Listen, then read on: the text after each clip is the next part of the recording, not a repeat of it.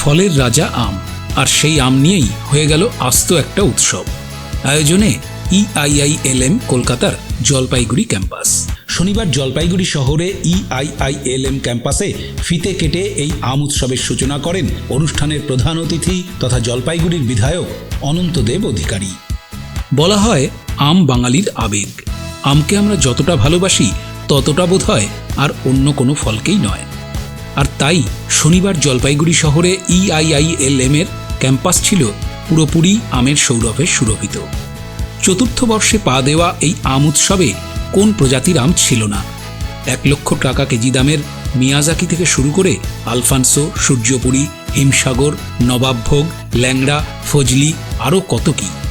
মূলত নিজস্ব team work আর নেটওয়ার্কিংয়ের মাধ্যমে EIILM জলপাইগুড়ি ক্যাম্পাসের ছাত্রছাত্রীরা সারা দেশ থেকে এই বিভিন্ন প্রজাতির আম সংগ্রহ করেছেন। আর সেই আম যেমন উৎসবে ঠাঁই পেয়েছে, তেমনি আমের তৈরি বিভিন্ন বাই প্রোডাক্ট যেমন আচার, জুস, আমসত্ত্ব, পাঁপড়, কাস্টার্ড, মোমো, মোরব্বা, ম্যাঙ্গো শেক সবই ছিল এই উৎসবে। উৎসবে আসা অতিথিরা জানান, আম শুধু নিছক একটা ফল নয়, ভিটামিন ও অ্যান্টিঅক্সিডেন্টে সমৃদ্ধ এই ফল ক্যারিয়ার তৈরির পথও হতে পারে। আজকে আম দিবসে EIILM কলকাতা ব্রাঞ্চে আমি জলপাইগুড়ি ব্রাঞ্চে এসেছি। এখানে যে আমের উৎসব সত্যি খুব সুন্দর, এর জন্য ভাস্করদাকে ধন্যবাদ জানাচ্ছি। এবং এখানে যে আমের ভ্যারাইটি সেটা আমি নিজের চোখে দেখলাম, এবং আমের বিভিন্ন প্রোডাক্ট, সেই প্রোডাক্টের মাধ্যমে এখানকার ম্যানেজমেন্ট ছাত্রছাত্রীরা নিজে স্বাবলম্বী হতে পারে। বিশেষ করে আমাদের গভর্নমেন্টের যেটা MSMEর মাধ্যমে লোন নিয়ে সেটা নিজেরাই তৈরি করতে পারে, এবং এটা বৃহৎ আকারে ইন্ডাস্ট্রি আকারে করে নিতে পারে ওরা। আমি খুব সৌভাগ্যবান যে এটা নিয়ে 4 বছর হচ্ছে EIILM কলকাতা জলপাইগুড়ি ক্যাম্পাসের যে ব্যবস্থাপনায় যে আম উৎসব হয় প্রতি বছর, এটা 4 বছর পড়লো, এবং আমি 4 বছর ধরে এখানে আসছি।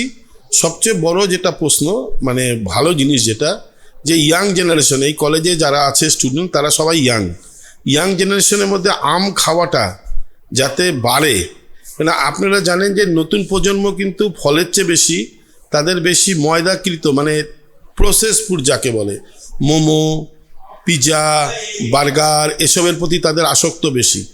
কিন্তু এই আম যে কত ভিটামিন আমের মধ্যে আছে, অ্যান্টিঅক্সিডেন্ট আছে, আঁশ আছে যাকে ফাইবার বলে, যেটা মানুষের শরীরের কি বলবো সুষমর দিক থেকে সবচেয়ে বেশি, সেটা কিন্তু আমের মধ্যে পাওয়া যায়। এবং আম একটা দুর্লভ কিন্তু প্রজাতির ফল, যেটা ভারতবর্ষে সবচেয়ে বেশি উৎপাদন হয় এবং সবচেয়ে বেশি ভ্যারাইটি আছে।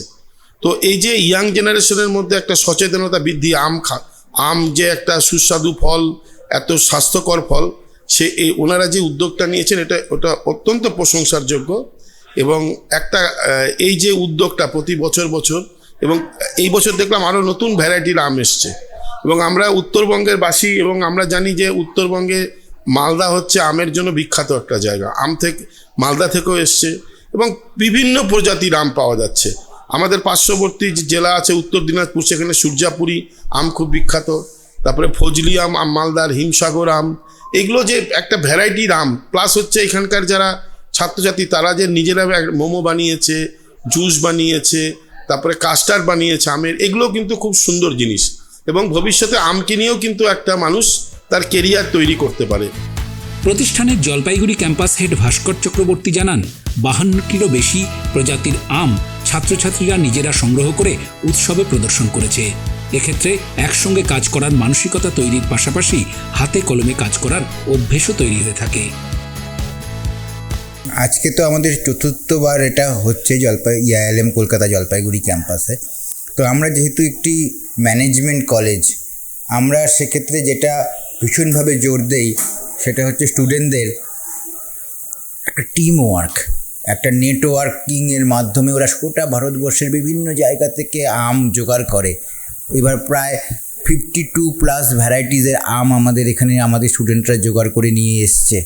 এবং তার থেকেও বেশি বড় কথা হচ্ছে যে এই যে একটা আমকে ঘিরে ওদের ইভেন্ট, এবং সেই ইভেন্টের মধ্যে ওরা একসঙ্গে কাজ করার যে মানসিকতা, এবং বিভিন্নভাবে কাজগুলোকে ভাগ করে নিয়ে একটা কাজকে সম্পন্ন করা, এগুলো ওরা নিজেরা হাতে কলমে শেখে।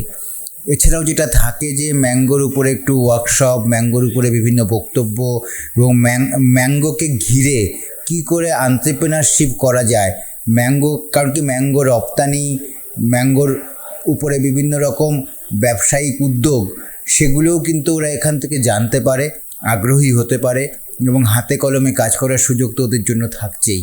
তো এছাড়াও বিভিন্ন রকম কম্পিটিশান সারাদিন ধরে হয়, mango quiz, mango eating competition, বা ম্যাঙ্গোর উপরে বিভিন্ন রকম এখানে অকশান হচ্ছে, ম্যাঙ্গো সেলিং হচ্ছে, ম্যাঙ্গো বাই প্রোডাক্ট প্রচুর রয়েছে, প্রায় 25-30 রকমের বিভিন্ন ম্যাঙ্গো বাই প্রোডাক্ট। সেটা আম পাঁপড় হতে পারে, সেটা ম্যাঙ্গো মিষ্টি হতে পারে, ম্যাঙ্গো আইস টি হতে পারে, প্রচুর রকম রয়েছে, যেটাও আমাদের স্টুডেন্টরা নিজেরাই করছে, হাতে কলমে করছে, এবং পুরো প্রোগ্রামটা সাফল্যের দায়িত্ব পুরোটাই স্টুডেন্টদের হাতেই থাকে।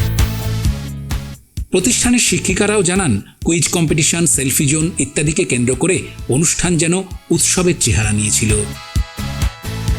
আজকে আমাদের এখানে 4th ম্যাঙ্গো ফেস্টিভ্যাল হচ্ছে। এখানে আমাদের এখানে বিভিন্ন রকম প্রজাতি, প্রায় 70টার উপরে প্রজাতির আম আছে।